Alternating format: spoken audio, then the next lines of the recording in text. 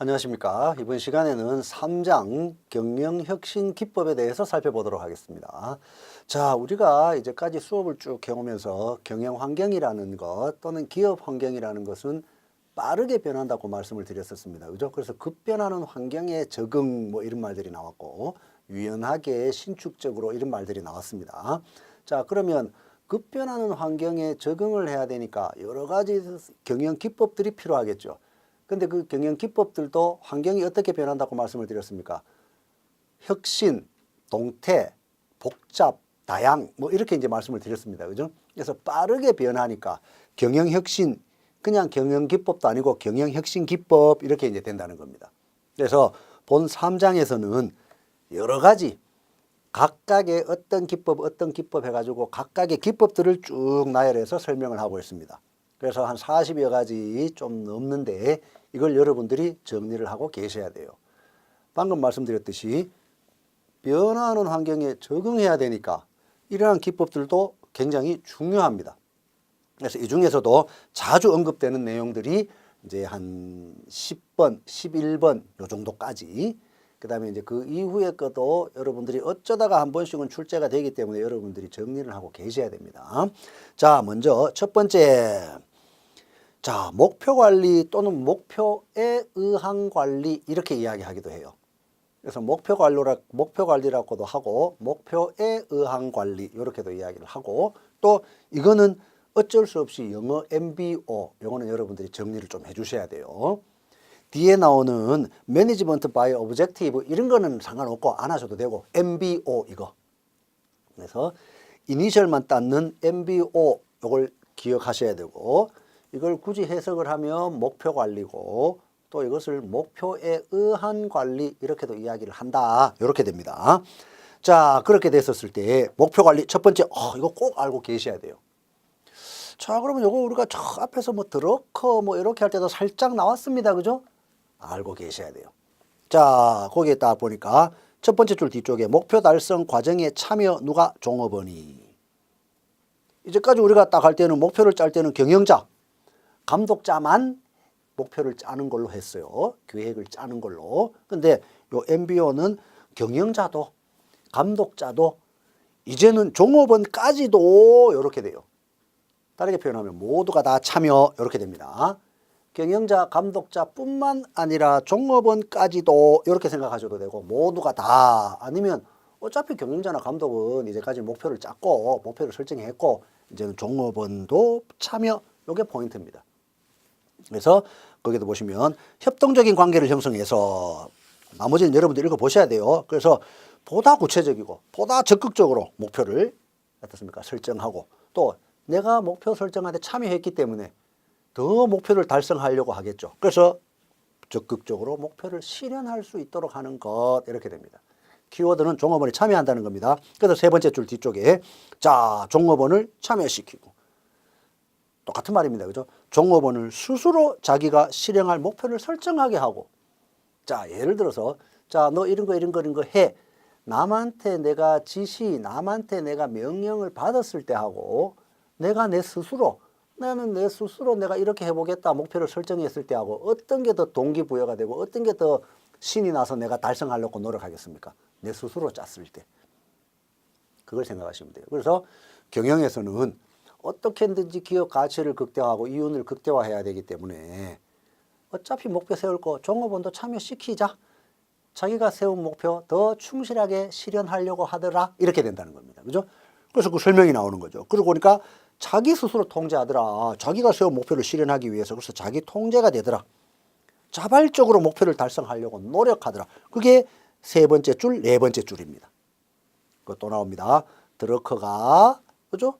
오디언에 의해서 체계화된 관리 방법이다 해서 요거까지는 뭐 굳이 안 하셔도 되고 MBO의 키워드는 뭡니까? 종업원 스스로 참여, 스스로 자기 통제 그게 다입니다. 그래서 요거는 딱 보니까 인사고과 제도이다 이렇게 나옵니다. 인사고과 제도 아닙니다. MBO는 활용은 할 수 있대 인사고과 제도 아니다. 그래서 실제 요거 이제 아니다라고 제가 이제 적은 이유도 실제 이제 오래전의 문제에서는 뭐 이렇게 맞는 설명을 합니다. 뭐 이렇게 해놓고 MBO가 인사고과 제도의 하나다 이렇게 나옵니다. 인사고과제도 아닙니다. 그래서 그런 의미에서. 그래서 도입 동기가 딱 나옵니다. 이건 너무 당연하죠. 미래는 무조건 불확실합니다. 자, 기업 환경, 경영 환경뿐만 아니라 무조건 미래는 불확실합니다. 그러니까 지금 저도 여러분도 열심히 이렇게 공부를 하고 있잖아요. 미래가 확실하면, 다르게 표현하면 우리가 또 저 앞에서 했습니다. 그죠? 제한된 정보, 제한된 합리성. 정보의 비대칭이 아니고 합리성이라면 앞으로 내가 몇 살 때는 뭐하고 몇 살 때는 뭐하고 다 안다고 하면 뭐 이렇게 힘들게 공부할 필요 없죠. 우리가 모르니까 내가 지금 더 열심히 해가지고 조금 더 나은, 이해되시겠죠? 그래서 불확실한 어떤 여러 가지 환경이나 이런 거를 극복하려고 또 어떻게든지 동기부여하려고 어떻게든지 융합 통합하려고, 그리고 거기에 나옵니다. 네 번째, 구체적인 도입 동기 이렇게 나오는데 결국 맞죠? 이윤 극대화, 기업 가치 극대화, 종업원 목표 또는 종업원 목표 이걸 개인의 목표, 그죠? 종업원 만족, 종업원 목표 달성, 기업 목표 달성 뭐 이런 것들이 다 들어가는 거죠. 그래서 이런 걸 한번 읽어보시면 의미 알고, 단 MBO는 종업원이 참여하는데 어떻게 참여해요? 스스로 자발적으로, 이런 말들이 나온대요. 그게 이제 자기 통제입니다. 그러면 MBO가 무조건 좋은 거냐? 그렇지는 않다는 거죠. 그래서 거기 보시면 장점은 나옵니다. 맞죠? 생산성이 향상됩니다. 왜? 스스로 자기가 세운 목표 실현하려고 막 노력하니까 업적을 평가하고 인사고과에 대한 신뢰감을 주는 거지, 인사고과 제도는 아닙니다. 단점이 나옵니다.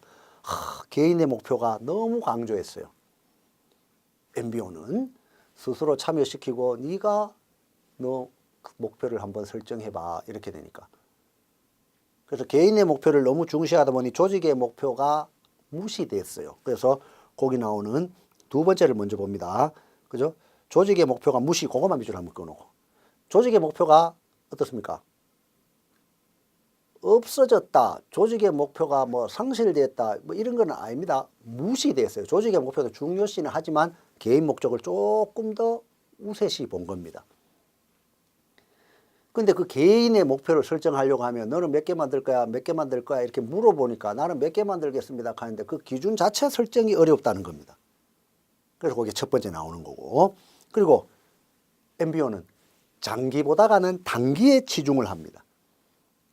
그러다 보니까 단기 목표에 치중하다 보니까 장기 목표가 무시, 장기 목표가 없어지는 거 아닙니다. 그래서 조직의 목표가 무시되고 장기 목표가 무시된다, 이것 정도로 이해를 하시면 돼요. 그리고 환경에 적응이 어렵고, 또 어차피 내가 목표 달성해가지고 달성 뭐 하면 좀 쪽팔리니까 내가 달성할 수 있는 목표를 설정해야지, 걔가 쉬운 목표를 설정할 수가 있어요. 그리고 중간에 계속 감독자가 중간에 계속 체크하면서 피드백을 해줍니다. 그러다 보니까 실제 생산에 영향을 미치지 않은 평가와 관련된 서류상의 어떤 업무가 증가가 돼요. 이런 단점이 있어요. 그래서 이 단점 설명 들어보면 이해되시겠죠? 그죠? 그래서 MBO의 의미는 무조건 종업원 스스로 참여입니다. 자기 통제. 그 다음에 장점, 생산성 높아져요. 동기부여 쑥쑥쑥쑥 돼요. 단점, 쉬운 목표를 설정하고 또 개인의 목표를 너무 중시하고 단기 목표를 너무 중시하고, 그리고 목표 설정 자체가 조금 좀 애매하다. 그리고 무조건 달성 못했나 했나 수리적 결과만을 중시하더라. 그리고 환경에 신축적이지 못하다. 이런 정도. 그죠? 그리고 제가 이제 이렇게 드린 말씀 이렇게 충분히 복습하시면서 이해하실 수 있어요. 그래서 거기에도 보시면 MBO의 의미나 특징이 나옵니다. 한번 읽어보시면 다 알아요. 자, 그 다음에 두 번째. 경영핵심기법의 전사적인 자원관리. 그래서 ERP, 이것도 마찬가지입니다. ERP 영어까지 알고 있어야 돼요. 그죠? 엔터프라이즈, 리소스 플래닝 이런 거는 필요 없어요. 그래서 ERP. 자, 요거는 쭉 보니까 구매, 생산관리, 물류, 판매, 회계 등의 중요한 거, 기업 활동 전반의 업무를 통합, 밑줄 끊으시고. 그리고 밑줄 끊으신 데다가 무엇을 하나 적어 놓나 하면 밑줄 끊고 이렇게 화살표 딱 당겨 올려가지고 기업의 내부 활동 이렇게 딱 적어 놓으시고. 맞지, 그죠? 구매, 생산, 물류, 판매, 회계 이거 전부 기업의 내부 활동을 통합해 놓은 게 ERP입니다. 또 요즘에는 보면 중소기업도 이제 ERP 시스템을 다 갖고 있을 정도로 ERP가 이제 보편화가 됐습니다만, 우리 이론상으로는 ERP 꼭 알고 계셔야 돼요. 그래서 나머지 한번 쭉 보시면 되고, 그죠? 뭐 자재 소요 계획 이런 거는 지금은 보실 필요 없어요. 생산 관리에 가면 그 MRP 해가지고 다 나와요. 자재 소요 계획이. 그래서 밑에서 세 번째 줄에 자원에 불필요한 장비 이런 거는 다 없앴고 생산 활동을 효율적으로 운영하고 왜? 업무를 통합했으니까.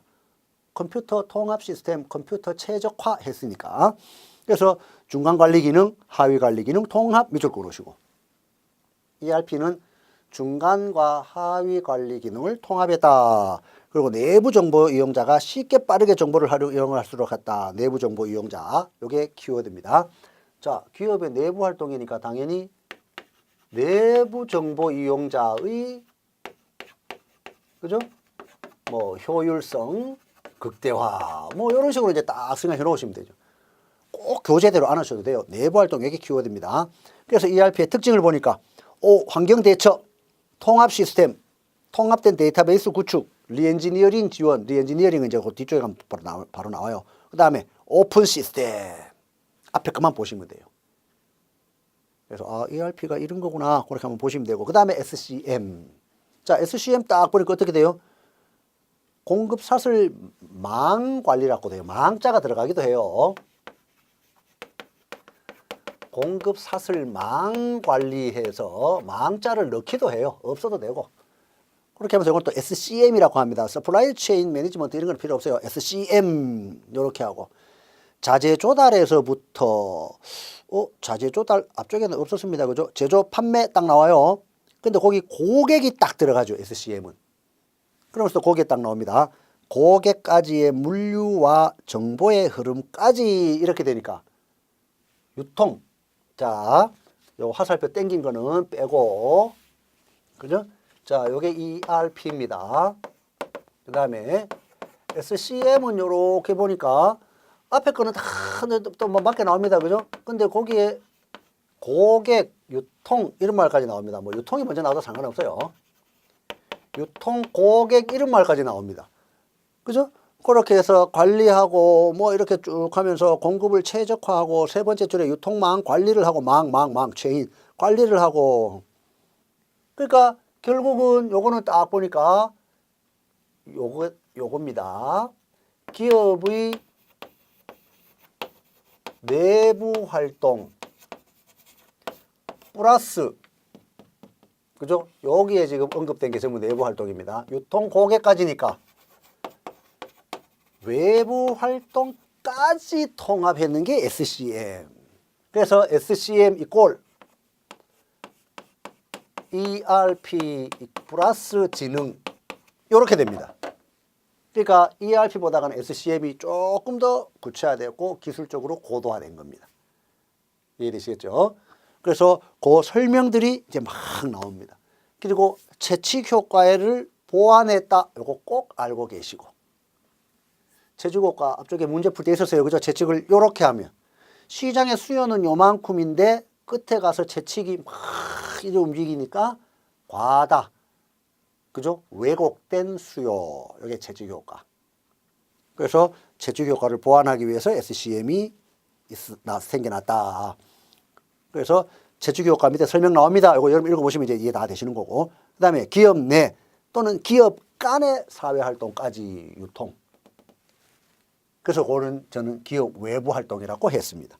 이걸 조금 더 구체적으로 하면 기업 간에 이렇게 되겠죠. 기업 내부 활동이 어떻게 하면 무조건 ERP, 전사적 자원관리. 그 다음에 기업의 내부 활동뿐만 아니라 기업 간의 여러 가지 외부 활동까지 SCM, 공급 사슬 관리 이렇게 됩니다. 그죠? 그렇게 해서 그 채취 효과 밑에 두 번째 줄 뒤쪽으로 가면 자 이렇게 해가지고 고객에게 납품액에 이르기까지 조달, 생산, 유통, 공급까지를 다 효율적으로 한 게 SCM. 이걸 알고 계셔야 돼요. 그죠? 그래서 이제 다음 페이지 보시면 다시 ERP하고 똑같아요. SC의 개념, 개선 방법 이렇게 나옵니다. 이런 건 여러분 한번 읽어보시면 되는 거고. 지금은 크게 해가지고 경영 핵심 기법을 보는 겁니다. 그 세부적인 거는 여러분들 한번 읽어보셔야 돼요. 읽어보시면은 제가 언급드린 게 그냥 다 나와요. 그 다음에 ERP하고 SCM의 차이, 대표적인 차이는 뭡니까? 요거는 내부 활동만 요거는 내부 활동 플러스 외부 활동해서 기업 간에 물건이 왔다 갔다 하는 것까지. 그래서 SCM 요렇게 딱 하고 무조건 뭐 요 제목에도 나옵니다만 유통망 관리까지 컴퓨터 최적화 시스템. 너무 쉽죠. 그래서 거기에 나오는 ERP와 이 SCM, ERP와 SCM 요거 꼭 구분. 첫 번째로 보시면 돼. ERP 쭉 해서 주로 기업 내에 이런 거에 중점을 맞춘 반면에 SCM은 내뿐만 아니라 기업 간 외부에 이렇게 다 키워드입니다. 그죠? 자, 어려운 거 없습니다. 이렇게 해서 한번 보시고. 그 다음에 리스트럭처링. ing가 붙어도 되고 안 붙어도 돼요. 그 다음에 리엔지니어링. 요거 또 같이. 자, 그러면 이 3번 같이 이렇게 정리하시면 편코 4, 5번 같이 정리하시면 편해요. 자, 리엔지니어링. 리스트럭처를 먼저 볼게요. 리스트럭처링. 스트럭처는 뭡니까? 구조, 구성. 근데 앞에 뭐가 붙었습니까? 영어 RE가 붙었죠. 영어 RE는 뭡니까? 다시 이런 뜻이잖아요. 그래서 재구성한다. 재구축한다. 리스트럭처. 그럼 뭐겠습니까? 자, 사업부 단위 밑줄 끊으시고 불필요한 낭비 요소를 제거하는 거 밑줄 끊으시고 사업부 단위로 불필요한 요소를 제거해 가지고 괜찮은 거는 지속적으로 그렇지 않은 거는 두 번째 줄 뒤쪽으로 사업부를 축소 철수 통폐합하는 거. 이게 리스트럭처.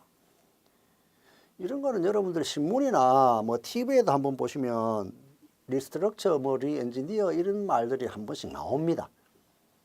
여기에서 다 경영혁신 기법에 이런 게 다 있습니다. 그죠?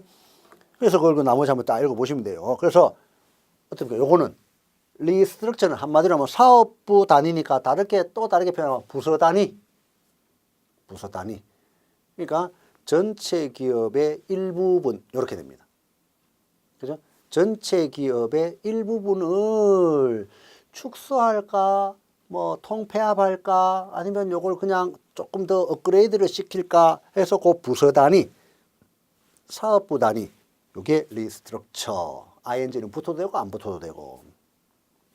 다음 페이지에 리엔지니어링. 자, 요거는 뭐 조금 좀 틀립니다. 엔지니어 하면 뭐가 생각나요? 엔지니어. 뭐 이렇게 기계를 막 만들고 뭐 이렇게 설계하는 겁니다. 엔지니어. 그죠? 근데 요것도 앞에 RE가 또 붙었어요. 그러니까 설계를 다시 한다. 맞죠? 그럼 설계를 다시 한다는 건 설계도를 다시 만든다는 겁니다. 다시 짠다는 겁니다. 그럼 설계도를 다시 한다는 거는 확 뜯어 고치는 거죠. 그래서 거기도 보시면 기업 전체를 대상으로 밑줄 끊으시고 비즈니스 프로세스라고 해가지고 BPR이라고도 하고 그거 밑줄 한번 끊으시고 두 번째 줄 뒤쪽 개혁, 축소, 재결합 세 번째 줄 거기까지 밑줄. 그럼 어떻게 돼요? 리스트럭처는 부서 사업부 단위로 해가지고 구조 조정하는 거, 축소, 철수, 통폐합하는 거. 리엔지니어링은 기업 전체를 대상으로 해가지고 두 번째 줄 뒤쪽부터 세 번째 줄 개혁 확 뜯어 고치는 거. 창조를 하는데 재창조, 없던 걸 새롭게 만드는 거. 왜? 엔지니어는 설계잖아요, 설계. 그죠? 그 설계도를 바꾸는 거니까 확 뜯어 고치자. 이해되시겠죠? 그래서 네 번째 줄 약간 앞쪽에요. 기업의 재창조. 네 번째 줄 뒤쪽에 근본적으로 재설계 싹 바꿔가지고 다섯 번째 줄 혁신적으로. 의미 아시겠죠? 그죠? 나머지 여러분들 한번 읽어보시면 되고. 그래서 리스트럭처와 리엔지니어링 요거 두 개 같이 해서 정리해 놓으시면 쉽게 구분됩니다. 실제 이런 거 많이 합니다. 그죠? 그 다음에 매트릭스 조직과 네트워크 조직 6, 7번 요것도 같이 정리하시면 돼요. 6, 7번도. 자, 매트릭스 조직은 행렬 조직 또는 복합구조 조직이라고 하는데 복합구조 조직은 그렇게 많이 쓰지는 않아요. 그래서 그냥 복합구조 조직은 그냥 뭐 이렇게 스킵하셔도 크게 상관은 없어요. 단 매트릭스 조직 이꼴 행렬 조직. 매트릭스 행렬 우리 수학할 때 행렬 다 했습니다. 그죠? X축, Y축. 그러니까 이거 뭔지 모르겠는데 X축, Y축이 있는 거네. 그래서 종축, 행축이 나오는 겁니다. 자, 정축, 행축 이렇게 해가지고 쭉 보니까 매트릭스 조직은 두 번째 줄 뒤쪽입니다. 기능식 조직 플러스 프로젝트 조직을 그 특성을 결합한 거라니까. 그거 밑줄, 빨간색으로 밑줄. 그래서 매트릭스 조직은 책에 있으니까 글씨 날아갑니다. 매트릭스 조직 이꼴 이렇게 요렇게 공식을 탁 해가 적어 놓으면 쉽죠. 어떻게 돼요? 기능식 조직 플러스 딱 보면 방금 읽었습니다. 그죠? 뭡니까? 지금 프로젝트 조직이 뭔지는 몰라도 상관없어요. 프로젝트 조직을 결합했다 이렇게 되니까 이런 수식을 한번 싹 생각을 해 놓으면 돼요.